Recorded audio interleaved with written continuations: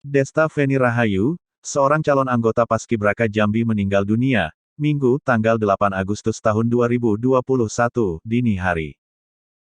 Jenazah Desta Feni Rahayu tiba di Kerinci pada Minggu, tanggal 8 Agustus tahun 2021, sekitar pukul 23 waktu Indonesia Barat.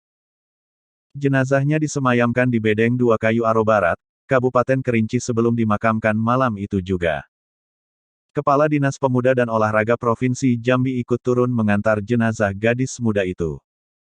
Kedatangan jenazah Desta disambut oleh Bupati Kerinci dan Forkopimda Kerinci. Segalanya adalah milik Allah dan akan kembali kepada Allah. Ananda kita ini telah dipanggil oleh Allah. Saya mewakili pemerintah Kerinci dan masyarakat Kerinci mengucapkan turut berduka cita atas meninggalnya Ananda Desta, kata Bupati Kerinci, Adi Rozal.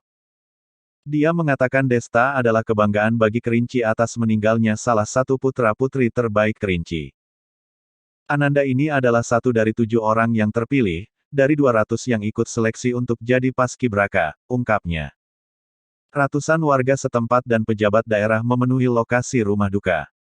Bupati meminta supaya semua saudara dan teman dari almarhumah agar memaafkan bila ada kesalahan Desta semasa hidup.